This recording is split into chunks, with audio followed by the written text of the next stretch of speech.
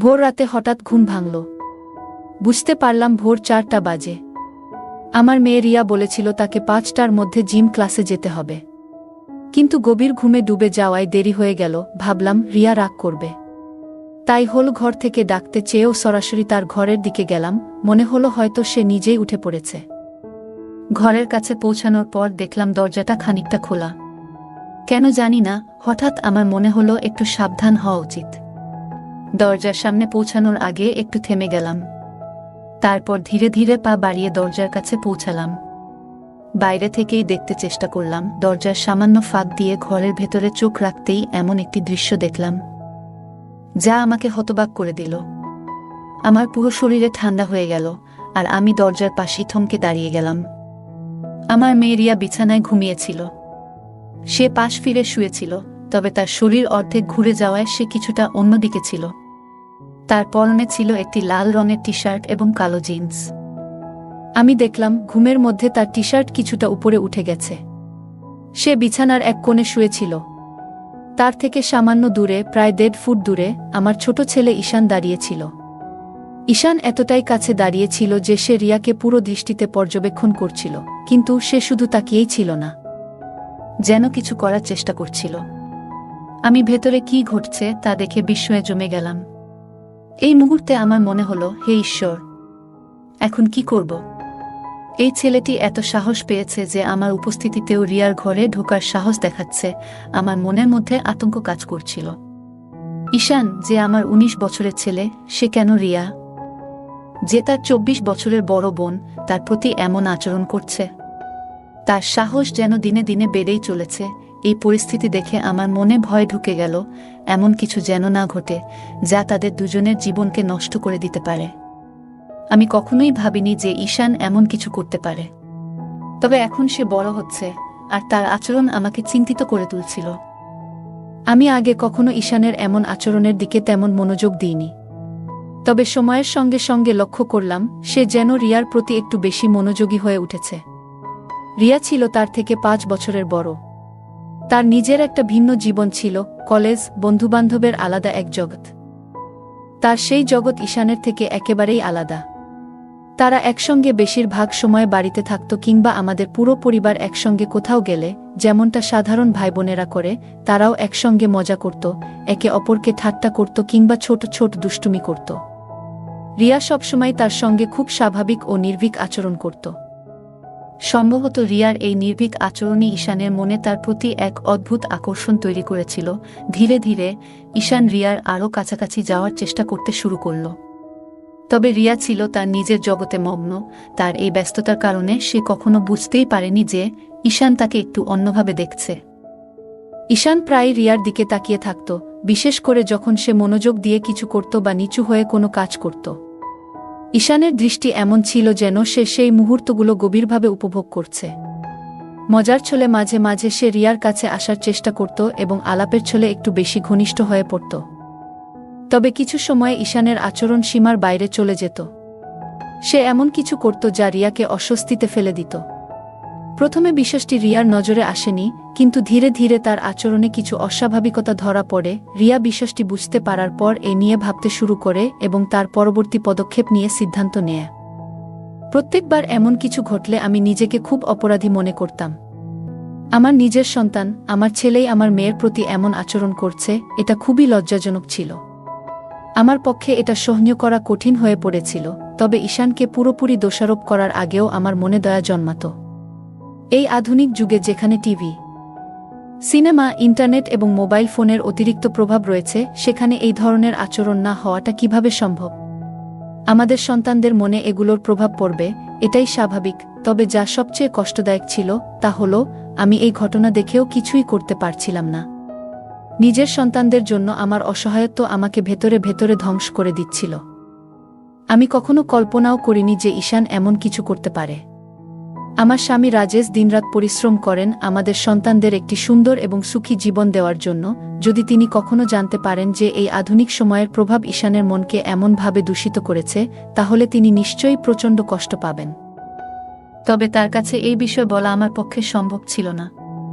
যদি তিনি এই ঘটনা জানতে পারেন তাহলে তিনি ঈশানের মনস্তত্ত্ব বোঝার চেষ্টা না করে হয়তো রাগের বসে শাস্তি দেবেন বা তাকে বাড়ি থেকে বের করে দেবেন। এমনটি আমি কখনোই চাইনি। আমি ভেবেছিলাম রিয়াকে সামান্য ইঙ্গিত দিয়ে বিষয়টি জানানো উচিত, যাতে সে সতর্ক থাকতে পারে এবং ঈশানের সঙ্গে একটু সাবধানতার সঙ্গে আচরণ করতে পারে। তবে এর আরেকটি বিপদও ছিল। রিয়ার মনে যদি ঈশানের প্রতি ঘৃণা জন্মায় তাহলে তাদের সম্পর্ক চিরতরে নষ্ট হয়ে যাবে।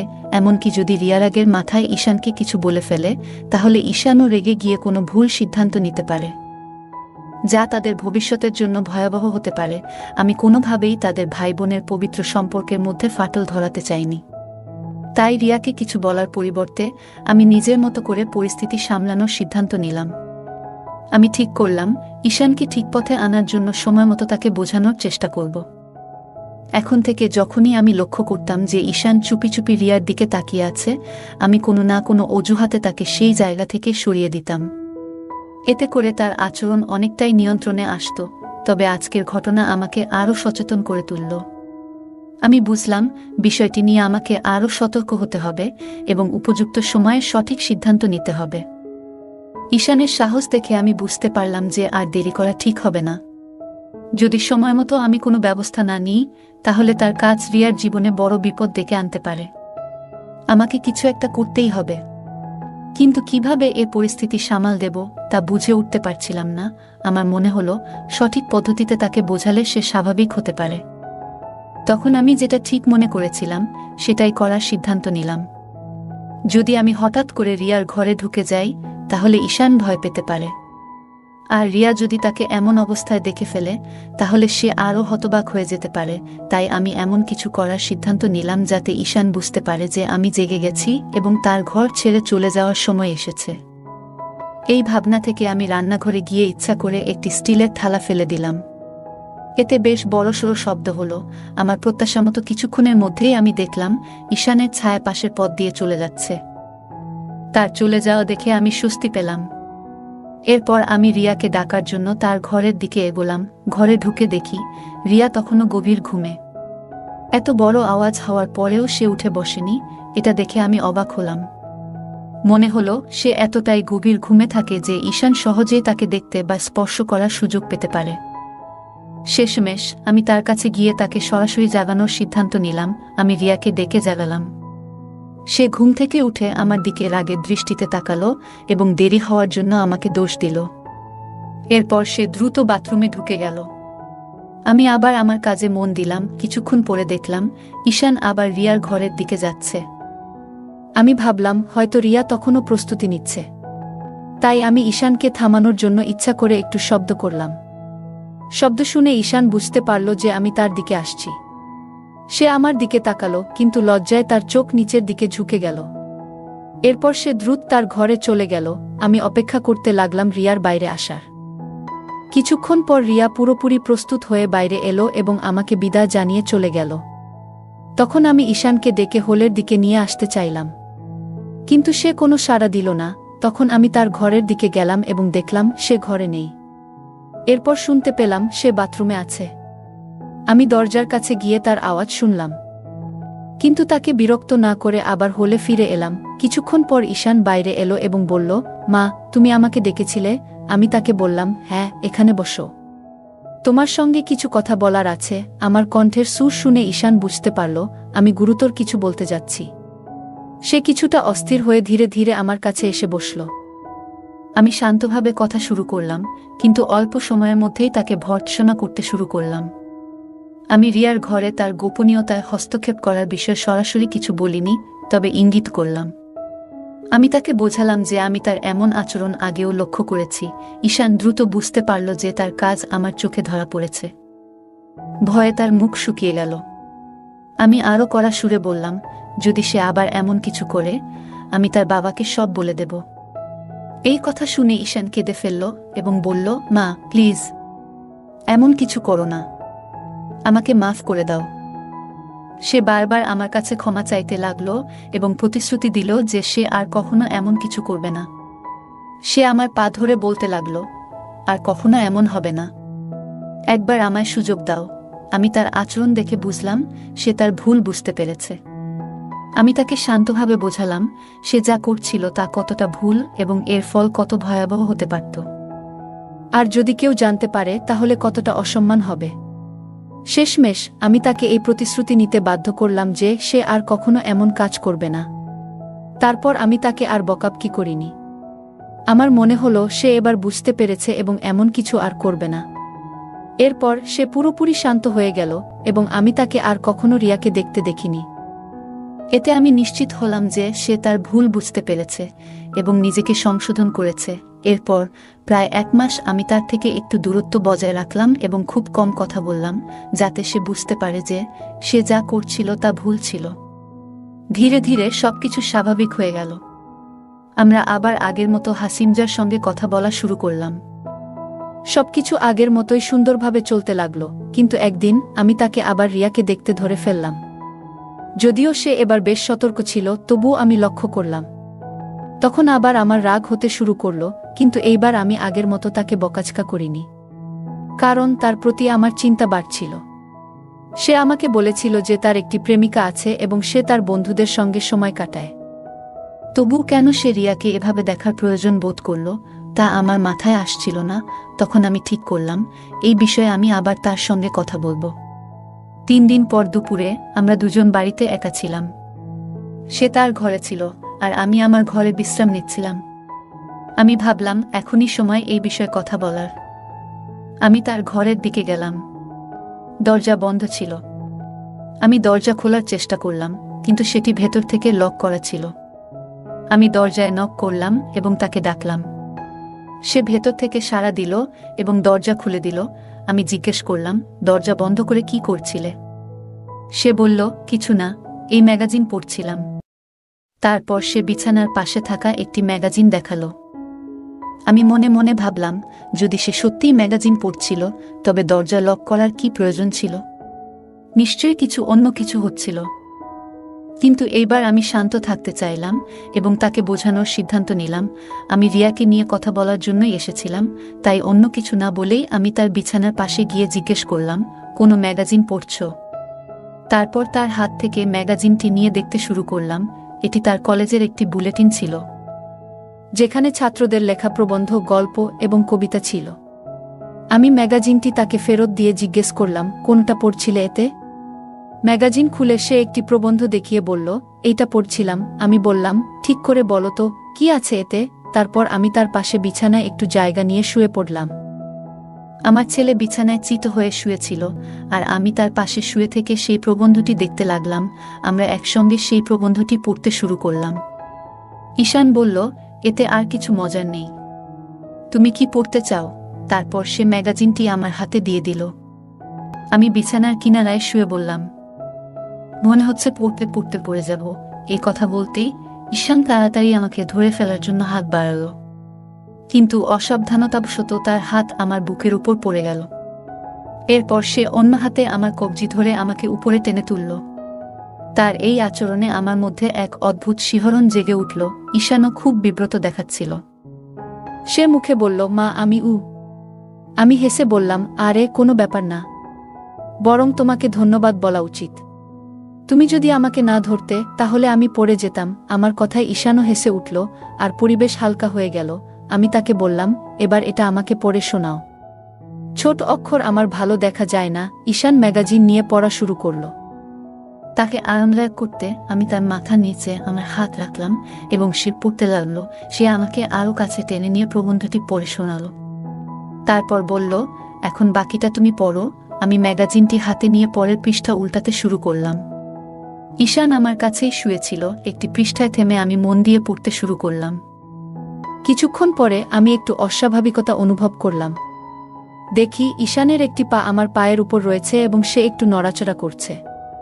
প্রথমে বুঝতে পারিনি, কিন্তু যখন ভালো করে খেয়াল করলাম তখন ব্যাপারটা পরিষ্কার হলো। আমি ভাবলাম, সে তো ম্যাগাজিন পড়ছিল, তবু এমন কেন হলো? নিচে তাকিয়ে দেখলাম তার হাত আমার কোমরের কাছে ছিল। তখন মনে পড়ল, যখন সে আমাকে পড়ে যাওয়া থেকে ধরেছিল তখন তার আঙুল আমার কোমরের কাছে আটকে গিয়েছিল। এটা মনে করে আমি কিছুটা অস্বস্তি বোধ করলাম। আমি আস্তে করে ঈশানের মুখের দিকে তাকালাম। তার চেহারা সম্পূর্ণ শান্ত। আমি ভাবছিলাম, সে কি ভাবছে? নিজেকে শান্ত রাখলাম এবং আবার ম্যাগাজিন পড়তে শুরু করলাম। মনে মনে প্রার্থনা করছিলাম যেন ঈশান এই পরিস্থিতি নিয়ে কিছু না বোঝে। কি করব ভেবে পাচ্ছিলাম না। প্রথমে মনে হলো সাথে সাথে উঠে গিয়ে তাকে দূরে সরিয়ে দিই, কিন্তু কেন যেন মনে হলো আমি তেমন শক্তি সঞ্চয় করতে পারছি না, যেন কোনো অদৃশ্য শক্তি আমাকে সেখানেই আটকে রেখেছে। আমি চুপচাপ শুয়ে রইলাম, বাইরে থেকে ম্যাগাজিন পড়ার ভান করছিলাম। সময় যেন থমকে গিয়েছিল।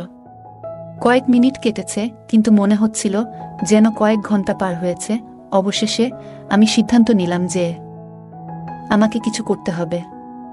আমি বললাম, ঈশান, মনে হচ্ছে আমার শরীরে টান ধরেছে।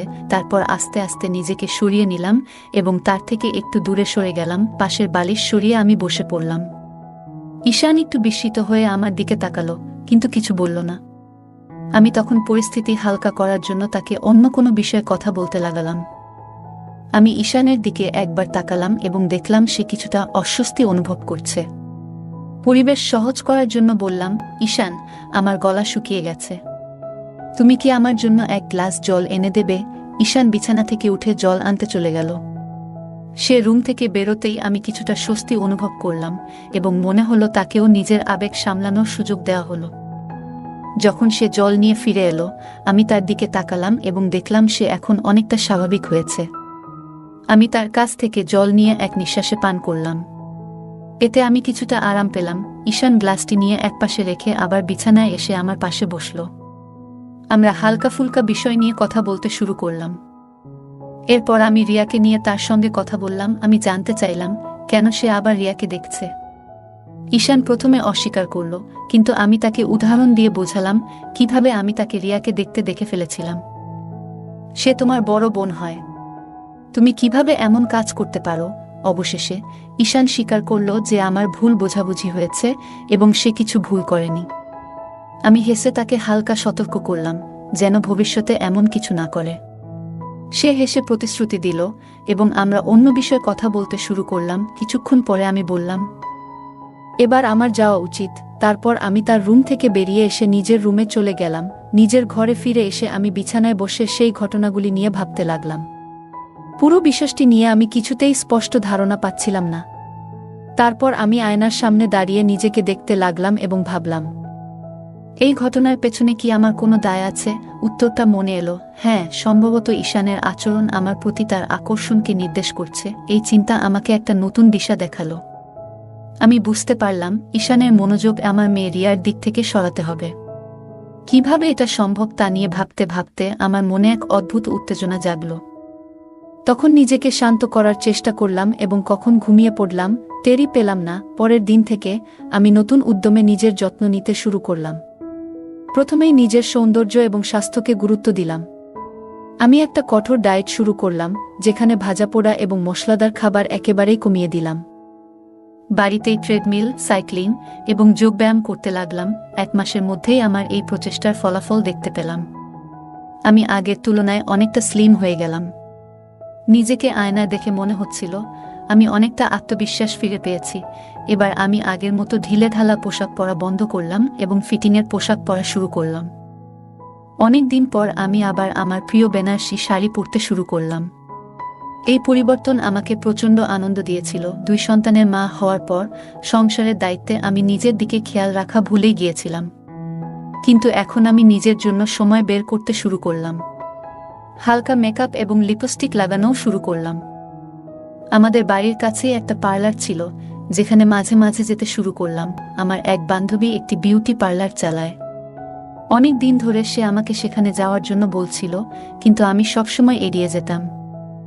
তবে এবার আমি তার কথায় সাড়া দিলাম এবং তার পার্লারে গিয়ে ফেসিয়াল ও ব্লিচিং করাতে শুরু করলাম। এরপর চুল ছোট করে কাটিয়ে রং করালাম এবং একটি নতুন হেয়ারস্টাইল তৈরি করলাম। এই পরিবর্তন আমার চেহারাকে আরও আকর্ষণীয় করে তুলল। মাত্র 1 মাসের মধ্যেই আমার পুরো চেহারা এবং ব্যক্তিত্ব বদলে গেল। আমার এই পরিবর্তন সকলের নজরে পড়ল। সবাই আমাকে বলল যে আমি আগের চেয়ে অনেক সুন্দর এবং আধুনিক দেখাচ্ছি।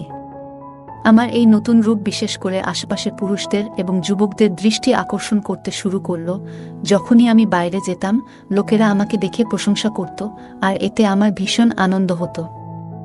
বাজারে গেলে অনেকের দৃষ্টি আমার দিকে থাকত এবং আমি এটি উপভোগ করতাম। আমার এই পরিবর্তনের সবচেয়ে বড় প্রভাব পড়ল আমার ছেলে ঈশানের উপর। প্রথমে সে বলতো, মা তুমি এখন কত আলাদা দেখাচ্ছ, কিন্তু তারপর আমি লক্ষ্য করলাম সে আমাকে সেই একই দৃষ্টিতে দেখতে শুরু করেছে যেভাবে সে রিয়াকে দেখত। বাড়িতে আমি যখনই থাকতাম তার চোখ সবসময় আমার উপরই থাকত। আমি বুঝতে পারলাম রিয়ার প্রতি তার মনোযোগ সরানোর জন্য আমাকে কিছু করতে হবে। আমি ধীরে ধীরে তার সাথে বেশি সময় কাটাতে শুরু করলাম এবং তার কাজে সাহায্য করতাম। তার দৃষ্টি আকর্ষণ করতে আমি আরও যত্ন নিতে শুরু করলাম। প্রথমে আমার নিজেরই কিছুটা অস্বস্তি লাগছিল, কিন্তু পরে মনে হলো এই সমস্যার সমাধান করতে আমাকে সাহসী হতে হবে। আমি ঈশানের মন থেকে রিয়াকে সরিয়ে নিজের জন্য জায়গা করার সিদ্ধান্ত নিলাম। এই পরিবর্তন আমার নিজের মধ্যেও আত্মবিশ্বাস বাড়িয়ে তুলল। যখনই বুঝতাম ঈশান আমাকে দেখছে তখন নিজেও মজা পেতাম। এমনকি আমি যখন কিছু করতাম তখন ঘরের দরজা খানিকটা খোলা রাখতাম যাতে সে আমাকে দেখতে পায়। সকালে যদি ঈশান বাড়িতে থাকত তখন সে সাধারণত দরজার কাছাকাছি থাকত। আমি যখন স্নান সেরে বের হতাম তখন আমি ইচ্ছে করেই একটু বেশি সময় নিতাম যাতে সে আমাকে দেখতে পায়। যখন আমরা একসাথে টিভি দেখতাম বা গল্প করতাম তখন আমি তাকে কাছে ডেকে নিতাম এবং তার সঙ্গে মজা করতাম। আমি তার কলেজের সহপাঠীদের এবং সিনেমার নায়িকাদের সম্পর্কে গল্প করার জন্য কথার প্রসঙ্গ তুলতাম। ধীরে ধীরে সে আমার সঙ্গে আরও খোলামেলা হতে শুরু করল এবং আমিও তার সঙ্গে কথা বলতে ভালো লাগতে শুরু করল। ঈশান এখন আমাকে সেই দৃষ্টিতে দেখতে শুরু করল যেভাবে সে অন্যদের দেখত। যখন সে তার ঘরে থাকত তখন আমি মাঝে মাঝে দরজার বাইরে দাঁড়িয়ে তার ভেতরের কথা শুনতাম। একদিন দুপুরে আমি বাইরে থেকে ফিরে এলে দরজা খুলল ঈশান। রিয়া তখন ডান্স ক্লাসে গিয়েছিল এবং বাড়িতে শুধু আমরা দুজন ছিলাম। আমি বাইরে থেকে ক্লান্ত হয়ে এসে সোফায় গিয়ে শুয়ে পড়লাম। যদিও আমার চোখ বন্ধ ছিল, আমি তাকে পাশের সোফায় বসে টিভি দেখতে দেখছিলাম। আমি যখন স্নানের প্রস্তুতি নিতে উঠে দাঁড়ালাম তখন সে শান্তভাবে আমার দিকে তাকিয়ে রইল। আমি ধীরে ধীরে তাকে দেখলাম এবং তারপর নিজের দিকে মনোযোগ দিলাম। এভাবে আমাদের প্রতিদিনের ছোট মুহূর্তগুলো ধীরে ধীরে আরও গভীর হয়ে উঠল। আজ আমি বিশেষভাবে কিছু পরিকল্পনা করেছিলাম। নিজের ঘরে গিয়ে দরজাটা হালকা খুলে রাখলাম যেন বাইরে থেকে কেউ ইচ্ছে করলে দেখতে পারে। আমি খুব ক্লান্ত ছিলাম, তাই শাওয়ার নেওয়ার সিদ্ধান্ত নিলাম। ধীরে ধীরে আমি প্রস্তুতি নিচ্ছিলাম এবং শাওয়ার সেরে নিজেকে সতেজ অনুভব করলাম। শাওয়ার শেষে যখন বের হলাম তখন বুঝতে পারলাম কেউ না কেউ নিশ্চয়ই আশেপাশে রয়েছে। নিজের ঘরে ফিরে এসে আমি আয়নার সামনে দাঁড়ালাম। আমার পরিবর্তন নিজেই লক্ষ্য করলাম এবং ভাবলাম এই পরিবর্তন শুধু নিজের জন্য নয়, অন্যদের জন্য অনুপ্রেরণাদায়ক হতে পারে। কিছুক্ষণ পর ঈশান এসে বলল, মা তুমি অনেক সুন্দর লাগছো। আমি তার কথা শুনে হেসে বললাম, তুমি কি কখনো ভেবেছিলে আমি এমন পরিবর্তন আনতে পারবো? ঈশান মাথা নাড়ল এবং বলল, না মা, কিন্তু তুমি সত্যিই অসাধারণ লাগছো। তার কথা শুনে আমার মন ভরে উঠল। আমি তাকে কাছে ডেকে বললাম, জীবনে পরিবর্তন আনা খুব গুরুত্বপূর্ণ, আর এই পরিবর্তন শুধু নিজের জন্য নয়, অন্যদের জন্য হতে পারে। আমি চেয়েছি তুমি নিজেকে ভালোবাসতে শেখো এবং নিজের যত্ন নেওয়া কতটা প্রয়োজন তা বুঝতে পারো। এরপর আমাদের সম্পর্ক আরও গভীর হলো। আমরা একে অপরের সঙ্গে খোলামেলা কথা বলতে শুরু করলাম এবং জীবনের ছোট ছোট মুহূর্তগুলো উপভোগ করতে শিখলাম। আমাদের এই যাত্রা আমাদের আরও কাছাকাছি নিয়ে এলো এবং আমরা একে অপরের মর্ম বুঝতে পারলাম। বন্ধুরা, কেমন লাগল আজকের এই গল্প? কমেন্ট করে জানাবেন। গল্পটি ভালো লাগলে লাইক এবং শেয়ার করুন। আরও নতুন নতুন গল্প পেতে আমাদের চ্যানেলটি সাবস্ক্রাইব করুন এবং বেল আইকনটি অন করতে ভুলবেন না। ধন্যবাদ।